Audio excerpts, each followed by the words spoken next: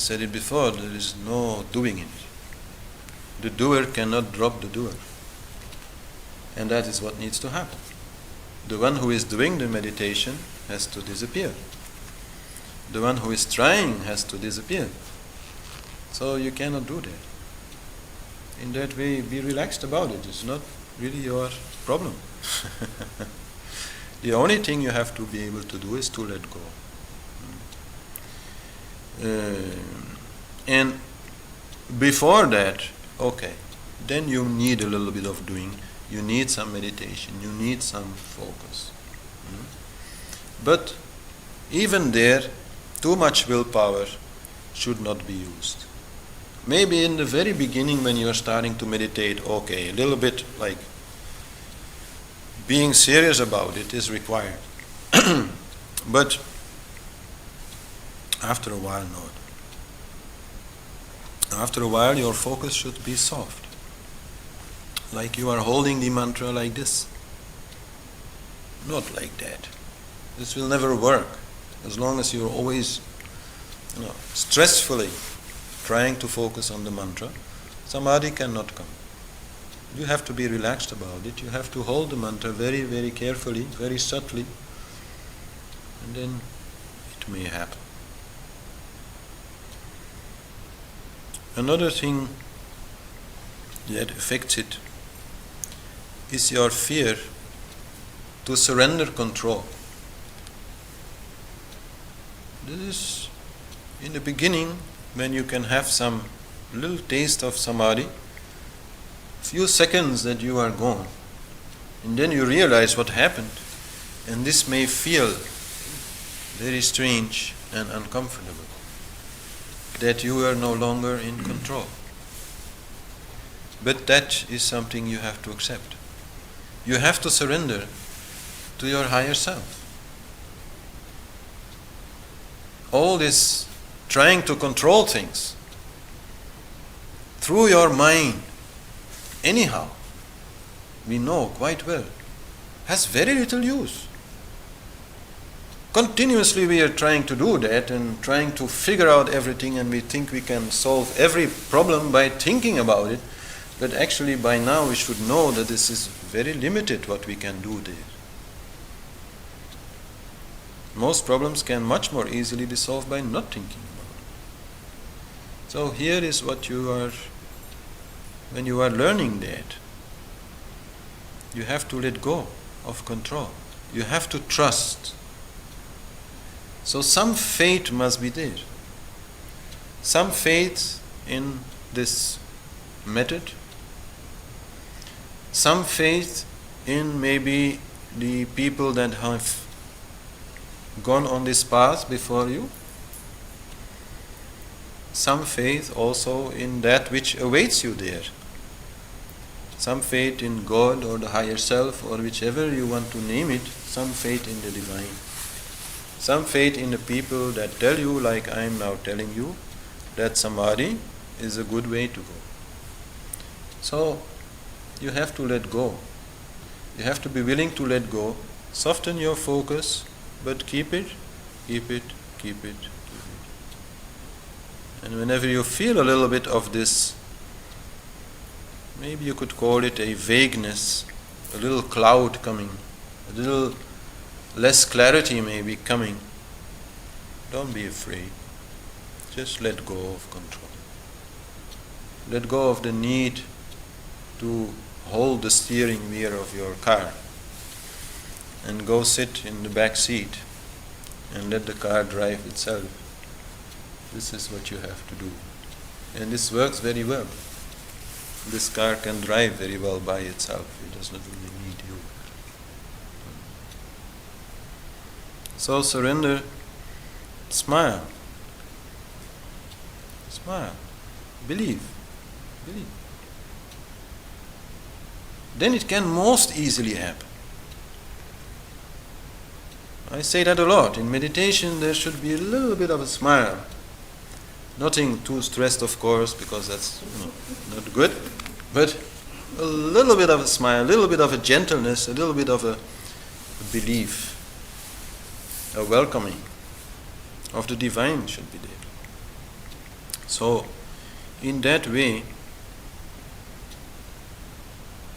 developing some faith also in that particular form of the divine which you are addressing with the mantra can be very helpful. Even though it is not very fashionable, because it is rather like a religious approach.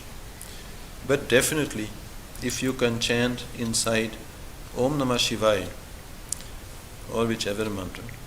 But in the case of Om Namah Shivaya, if you can chant it with love for whatever Shiva represents for you, because anyhow, you can fill in the blanks. If you can have love for that principle, if you can have love for that divine power, then it will most easily. Because then you will have trust. You are asking, please, let me come, let me join you, let me be that mantra, let me disappear, let me completely surrender to you. So then that more easily happens. I can say that from my own personal experience, that it is that which made the big difference. The moment I could put aside my Western intellectual disagreement with the very idea of religion, at that moment my meditation started to really mean something, and I could really let go.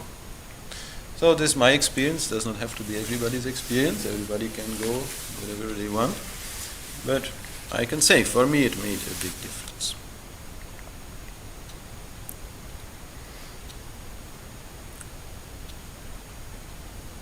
Later on, once some Samadhi has been there and you want more, then your desire for it will also be very helpful. Your desire to be further liberated, your desire to clean out this cellar, your desire to really stop this nonsense, to really be what you want to be, what you can be, what everybody can be. That desire will definitely also help. In the beginning, desire and willpower are a little bit too much linked, so if you are there too much, like, I want some Samadhi, it's not going to work. But once you're a little bit more involved in it, a little bit more experience in it, then the memory of it and the desire to again be there in that state of peace and bliss, which is Samadhi, will definitely help.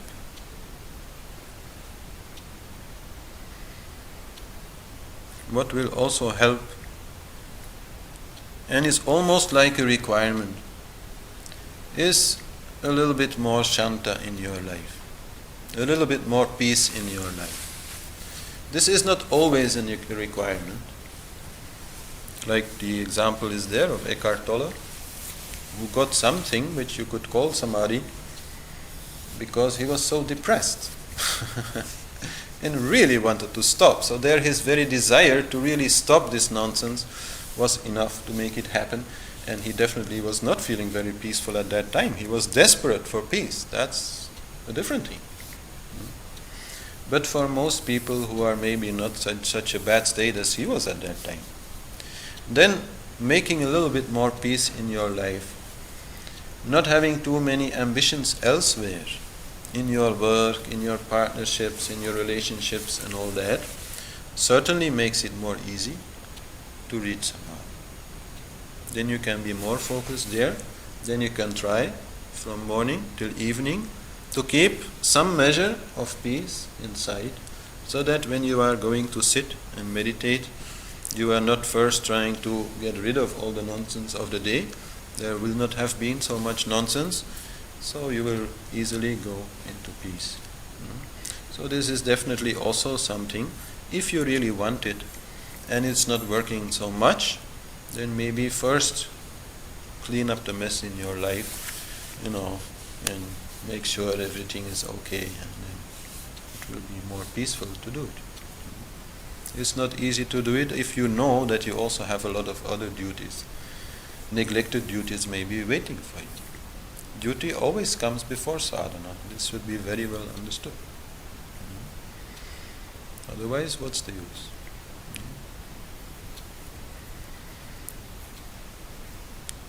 what is also very helpful are some places, some spiritual hotspots, you could say, where this particular energy is there in such a way that it can really help you. So in that sense, visiting holy places like temples or some caves or things that have some good image, some good name in that, may be useful. And this is definitely also, I can say from my own experience, some places really make a huge difference. And they don't have to be really like very big temples. The main thing is that some good practice, some good sadhana happened there in the past, or is still happening there at the moment. And that will be very, very good. And likewise, of course, the best place to reach Samadhi is near a saint, near a yogi who is already so much advanced that his energy field will bring peace the moment you come there. These are quite strange people in a way. You may be quite disturbed, quite unhappy. You go to them, you have a million questions, you sit down, and after 5 minutes you don't know what to say, and you're perfectly all right. These kind of people are ideal if you want to reach deep states of meditation. And if you can have the privilege to follow them a little bit, and maybe, meditate together with them in the morning or things like that, definitely this is the very, very best thing to do. But even if you can just get a little talk, like it very often happens with a group of people, you go to visit some person like that, maybe for 1 hour. Then let the other people do the talking. And close your eyes and don't listen to whatever is being said, but try to meditate. This is a much, much better way to spend that 1 hour in the nearby such a person, rather than just some intellectual game, asking questions, showing off what you already know. It's much less useful. Another thing which is relevant is the particular quality of the object on which you are meditating. Like I'm always talking about meditating on a mantra, but God is everywhere, so you could also meditate on a trash can, and ultimately that will also lead you to God. But the impact of meditating on something like a trash can will be much less useful than the impact of a mantra, which has been particularly chosen, I have explained this before, for the impact that the sound has on your energy body, and which will help to bring peace and to bring Samadhi about. So also there, choosing a object of meditation which feels really good to you is the main thing, because there, of course, we are all different. So trying out a little bit of mantra or other things, and then finding something which really seems to enhance your peace easily and rapidly, usually means, okay, you have found something which works for you. And don't keep searching, for that one mantra for which only 5 minutes of meditation will bring you into Samadhi. That's also no, good idea, because as far as I know, such a mantra does not exist. Every meditation needs some effort, no? But you might, zap around a little bit until you find something which really works for you, and then go for it. And then really only stick to that. Really create this neural pattern in your brain so that the meditation becomes more and more easy, and you can really reach dhyana where the meditation becomes stable, and then all you have to do is continue and Samadhi will come. So the object is important, and it is also quite clearly said that to go for an object with form will bring you further more easily than to go for an object without form. This is called saguna and niguna. Guna means quality, form, color, shape, whatever. So saguna means with form, nirguna means without form. And in the West, of course, we don't so much like all these deities and forms. So we prefer to meditate maybe on timelessness or inner space or cosmic consciousness or the silence behind all sound. Abstract things like that. And I am not saying it cannot work. That is also not what Scripture is saying.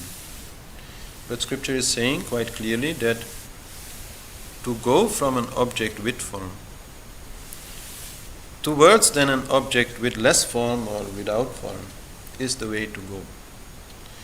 And this will become more clear as I start explaining the different phases that are there in Samadhi. Because in the first phase of Samadhi, you need the form. You need some form. You need something which mind can hold on to, which has some shape, some color, some form. Otherwise, you will again fall out of it. This mind works with shapes and colors and forms. It is very much related to our senses. So if you cannot engage mind in such a way, it will become very difficult. As I said, Samadhi is something everybody can reach. Like enlightenment, I cannot say everybody can reach in this life. Maybe yes, if you want, it's there for everybody. Anyhow, we are all very enlightened, we just don't know it, right? So, but enlightenment anyhow, as I explained, with all these things having to be cleaned up in between here and there, it takes a while. But Samadhi is not so difficult. No? So this should be well understood. And fortunately also, there is something in Samadhi that you might call beginner's luck. And I have experienced it myself with somebody, a young man who had never meditated before. And with some friends, we were going to meditate in a particular place, in a particular cave. And so he was joining us. So just before we were there, I explained to him what to do, and I gave him a mala and said, okay, you do Om Namah Shivaya, because he knew that mantra already. It's very well known in India. He was an Indian guy. And so he just was sitting there doing it. It was pitch dark. Nobody was making any sound, and he tried. He stayed there for 4 hours. He just did it. Somehow, and this is the beginner's luck, and this actually is because you don't know what you are expecting, you don't know what to expect, you don't really know what to do, you're just trying to stick to the mantra, and then it just happens. No? So as I said, don't try too much to get it, because then you won't get it. Don't think about it definitely, because then, you're just beside the point. Just do the mantra and it will come. No? So this beginner's luck is there, but this only is in the beginning, then once or maybe twice that it comes without actually a lot of effort. But at that time, you know what it is. So the third time, maybe you are again trying to get it and it will not come because you are waiting for it. You are too much on the lookout for it. You want to try to make it happen and you cannot try to make it happen. It has to happen by itself. So then you may need longer time. Then you may need between that first time, or maybe first and second time, and the next time, you may need a year. You may need 3 years of really learning more to focus and to meditate and so on until you can actually do it. I mean, doing it is never there, but you can say, okay, I have 3 hours, I'll sit down, and chances that I get into Samadhi are pretty good. No? So, because that's, at some point it is like that. Okay, if I have the time to do it, then okay, it will come. It will come.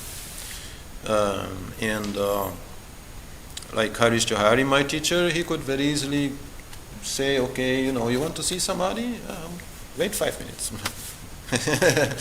He would do it like that very easily. And so that is a little bit what happens. And definitely also in the beginning there is a going in and out of Samadhi, like you're tasting it a little bit, but you're falling out of it, and then don't think about what happened, don't interpret it, there's nothing to interpret, you are beyond words, so what are you going to think about it, right? So just return to the mantra. When it happens, very good, return to the mantra, then it can happen again. Right? So that's what you have to do. Not more you can do. Just always return to the mantra. Whenever you are realizing that something happened except the mantra, then go for the mantra. Whether it was a thought, or whether it was something else, something a little bit more mystical maybe, doesn't matter, go back to the mantra. That's the only way you can move forward. So and then we come to this story about the different phases that are there in Samadhi. And the people who have had the class on the koshas will more easily understand this. The koshas are the different layers of our being. You could also say the different bodies that we have. And actually in Samadhi what happens is that your consciousness withdraws from the more gross physical body up to the most subtle of bodies, which is the Anandamaya Kosh, the body of bliss, where the self resides. But so in between these two, there is, after the physical body, the energetic body, where also your emotions are happening. Then there is the mental body, where are all your conscious thoughts. Then there is the subconscious mind, also you could say the body of knowledge or the body of memory, and where the ego resides as the most essential concept. And then so there is the body of bliss, where the self resides. So gradually your consciousness is going to withdraw in Samadhi towards the center. So the first thing that has to go from your consciousness is the physical body. And that is why in Samadhi you need some stable posture. If then you are not sitting in a stable way, you are going to fall, because you are no longer aware of it. And if you really lose your awareness of your body, then all the muscles of your body will become relaxed, will no longer be stiff, will no longer hold you. So then your posture actually must hold you. So before you reach Samadhi, it is quite good to sit nice and straight so that the energy can move up to the sixth chakra, right, through the spine. But then once you move into Samadhi, the body will go like this. It will just hang into the posture. And of course, if you are very strong and muscular, maybe it will hang a little bit less. And if you are not so strong and muscular, it might actually hang quite a lot. But no matter, at that time the energy is where it has to go. But if you fall, then of course you are going to wake up, let's say, from your Samadhi, and the Samadhi will be ended. So this is the first thing that happens.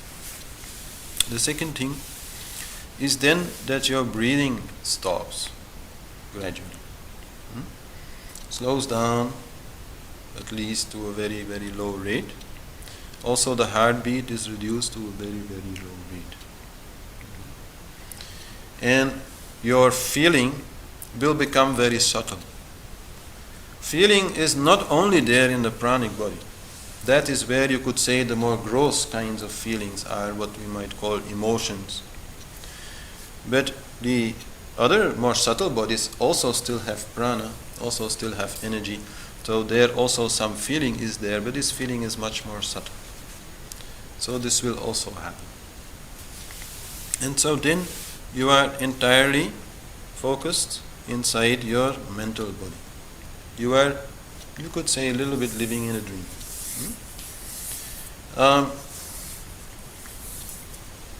That then, if you keep to your object, also will disappear, because you're not allowing any other thoughts coming in between. Not so much consciously in a way, you're just in that trance, you're just in that mantra, you are that mantra, so you're not doing anything else. Then you move in your subconscious mind.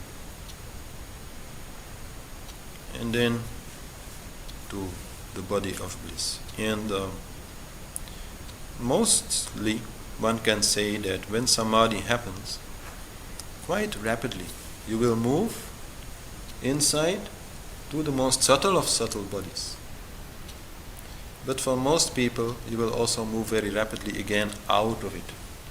And mostly, you will be drawn back out of it because of your other bodies. So maybe it is your physical body which will draw you out because you fall down. Or maybe it is becoming very painful. Or maybe it is your energy body where there is still too much fluctuation of solar, lunar and other energies which is drawing you out. Maybe it is your mental body which is drawing you out because it is still not calm enough and wants to think and doesn't want to stop thinking and find some excuse to think. Or maybe it is then your subconscious mind. And so as you evolve in Samadhi, these, let's say, little problems of the body and the energy and the mental will go, because largely you have been taking care of that before reaching Samadhi. You have learned to sit, you have learned this slow breathing, you have learned to quiet down mind. So this should already be more or less mastered. But then, as I said, you are jumping or diving into your subconscious mind, and there a lot will come out. Then two things are happening. One thing which is happening, you could say, is on the outer side of your subconscious mind, where you are encountering these memories of this life and past lives. These come as a kind of dreams, you could say, but really more like visions. If you are in a dream state, then actually you will see that what you are seeing in your dream is having a circular form, and what comes around is like a foggy thing. And even usually the dream itself is relatively foggy. In Samadhi, a vision is very different. A vision is extremely wide. It's like more wide than you can imagine. It is more wide than you can see with your eyes. It is like you can see like all around. And so visions like that come in the sense that you will really have the feeling maybe you are standing on top of a mountain. And you will not just see like some valley in front of you. You will really have this experience that you are standing on top of a mountain. So this is then maybe a nice experience. No? But you might also experience maybe something else. Maybe you really are, killing somebody. Or being killed by somebody. Or something else which is not so pleasant. Maybe somebody is very angry with you. Or things like that. They can come. Now, if at that point you are going to take it seriously, then you're going to drop out of your Samadhi. If you're really going to think, somebody is trying to kill me, then you're going to start running, right? So you're going to fall out, your mind will start working, trying to find a solution for this problem, and you will get out of your Samadhi. And I think most people have some experience like that in the beginning. The main thing to learn there is to keep quiet, just see this vision, but keep the witness, stay in the Anandamaya Kosh, stay with the self, stay with the peace that you have definitely found there, and just let this go. And that is also what it will do. The moment you are not interfering, the moment you will really like taking it seriously, it will dissolve, it will go. and then again you will be there in your peace, and then maybe later some new scenery comes, and again it goes. And so this is this process of cleaning. Once you have done that, then this vision will not come back. This particular vision will not come back. But if you are freaking out on it, then definitely it will come back. Because then you will have strengthened it. It's just a memory. However bad it was, whatever happened there, and you don't even know for sure it happened. It may be just like an imagination also. Mind does strange things in Samadhi. So, but even if it was real, it happened such a long time ago, what are you going to do about it? So you just should not get involved with it and keep a distance. And if not, okay. Then it will just keep annoying you. Likewise, you will meet certain desires. Like you will have again some vision, and you will fall in love with it. And you will want it. Like maybe you can have the desire for a partner and children or something, and really like have a vision of that and want that. Or maybe, like I personally have had, you have the vision that you are jumping out of an airplane with a parachute, and you really want to do that, which was really a strange thing, and I still want to do that. So some of the things that you are witnessing there, you may again try to keep a distance, not go into it, and then it will disappear. But if it comes back and back and back, and you think, okay, it's not a bad idea to once, do this jump, then why not do it? So then some things in your life you may start doing, and of course this jumping out of an airplane, that's just for fun, but having children and loving family and all that, that's not just for fun. That's something you really want, that's something which is beautiful and worthwhile pursuing. And so then it is something you should do. So if things like that come back, then okay, you can continue on the path of yoga, you can continue to meditate, you can continue to go into Samadhi, but also maybe, keep an eye out for any opportunity to realize those dreams, to realize those desires. Because, why not? And otherwise they will just keep coming back. So, that is the one thing which happens. This is what we can call the karmic visions.